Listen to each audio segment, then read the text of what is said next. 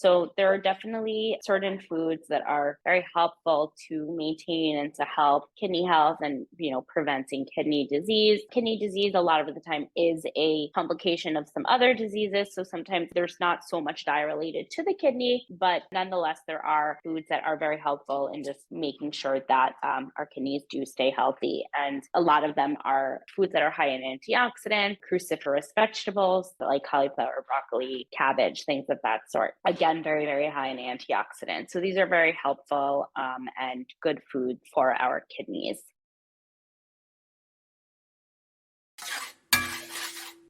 A very veggie fajita today. We're using mushrooms and red peppers and yellow peppers. Leafy greens are excellent sauce to help with the kidneys. So I'm going to go ahead and start cooking for you.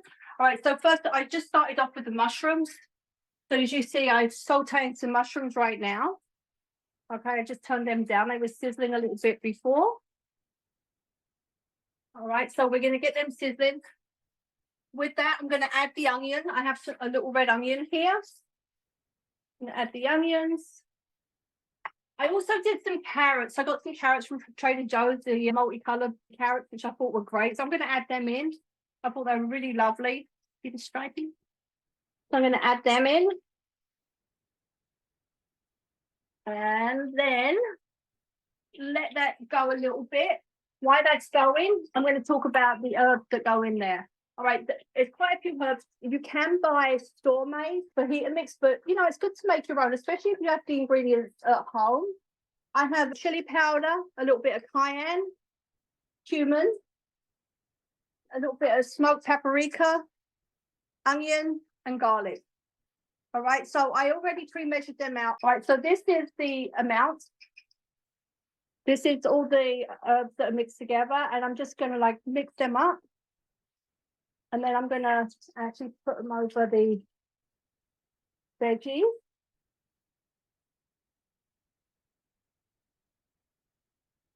Enough, I think. Then I'm going to add the red peppers, yellow peppers, all in there. Then I'm going to grate 2 cloves of garlic right into the pan.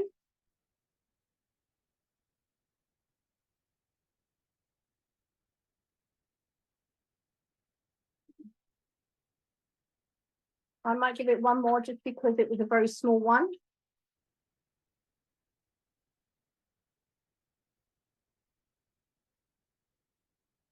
Okay. And then we're going to squeeze a lime.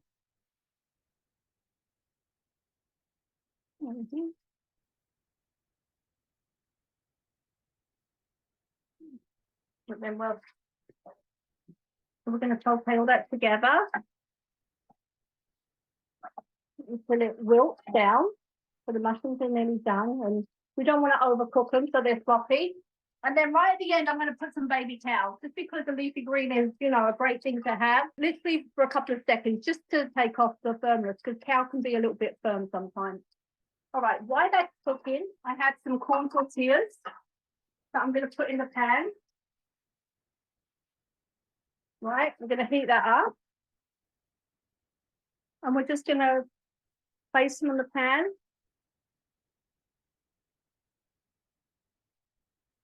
Right, so there, I'll let them cook. When that's done, they get stuffed and we'll do the toppings. Right, I have been doing a tea every night and I actually really liked it. With this tea, it's really simple. And you can, I'm just going to cut the pineapple. I think this is a great drink to have. All right, we're going to do a whole pineapple. My pineapple's all been washed. I'm going to do 2 slices of pineapple. I'm going to cut it in 4. And I'm going to put it in water and boil it, along with some ginger. So I have some to boil in there while that's cooking. We're going to have like a knob of ginger. I would say about that much, like a knob. All right, let's get rid of the ends. Peel as well.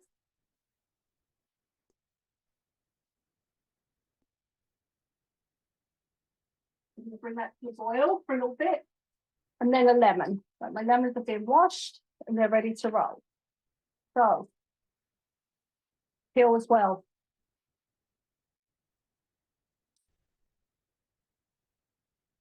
I usually use 1 lemon. I used 2 when I first did it, and I felt it was a little bit too citrusy, so. And the little itty bits I just squeeze in the water. And then a little bit of mint. I saw that, and it actually, like, for about 2 hours. And then later on, you can drink it, you can warm it up, or you can drink it cold. It's actually really yummy. All right, the next thing, this is the final. Okay, here is my veggie fajitas. You can dress them up. I have some Greek yogurt here.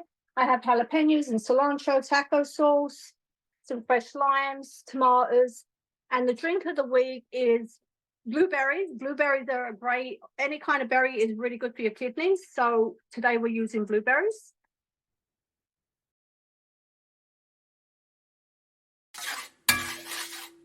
I am making a raw cauliflower salad. Some people are not able to digest cauliflower as well as others. Some things you can do to help yourself digest raw cauliflower better is to just use the top part and to like cut as much of the stem as possible.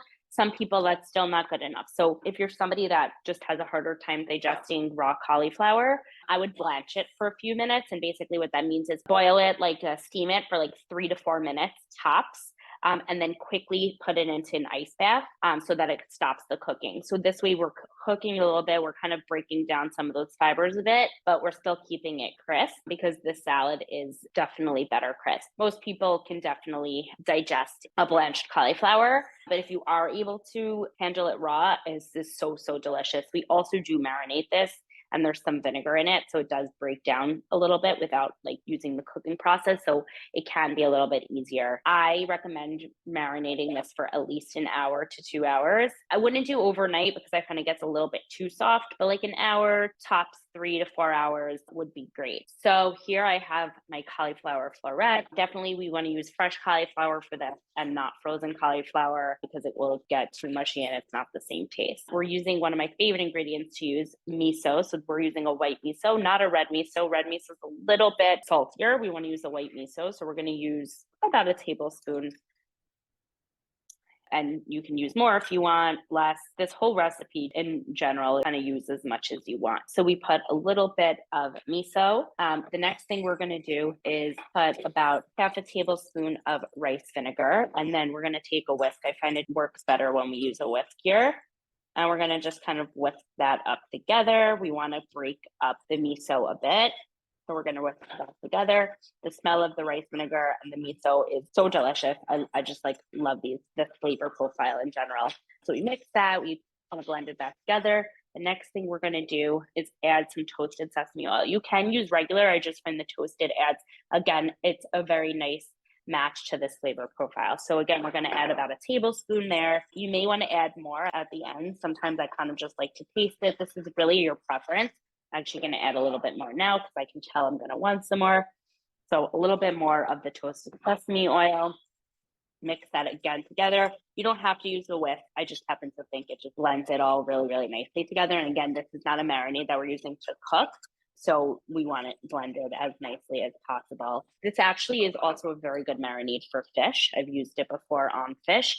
And it's really, really delicious. And it goes really nicely on like a white fish, like a cod or anything of that sort, even a salmon. Then we're going to use about a tablespoon and a half of soy sauce. Again, more if you want more.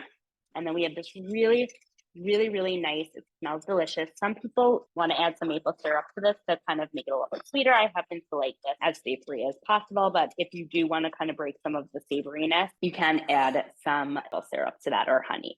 Then we're going to pour that over the cauliflower. It doesn't need to like totally drench the cauliflower, but we want it to be enough that it's going to coat nicely. Then you definitely want to take a glove and we want to massage, and you don't need to use a glove if you don't want to, it's just definitely cleaner. And then you want to massage all of that marinade into our cauliflower. And then again, we want to kind of let that marinate because this way the cauliflower really, again, it's a cruciferous vegetable. So it doesn't like take the flavor right away. It's kind of like cabbage. When it like you let it sit for a bit, it kind of absorbs more of that flavor.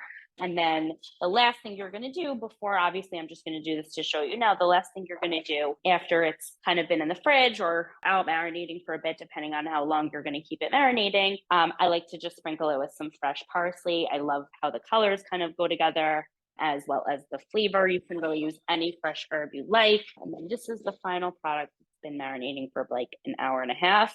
It's so delicious. It's super, super easy and a really great way to have raw cauliflower, which has a lot of really great health benefits other than just for our kidneys. So I would use this on any like cruciferous vegetable, like a cabbage, if you're going to keep it raw.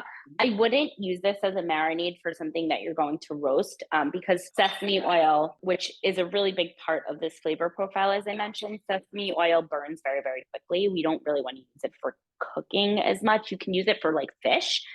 But for vegetables, it probably would burn the top of the vegetable very quickly. So I would probably keep this for something more raw. But again, you can use it for cabbage. You could use it for broccoli too. You could use it for anything that would really keep raw. And as I mentioned, it's a very good marinade for fish.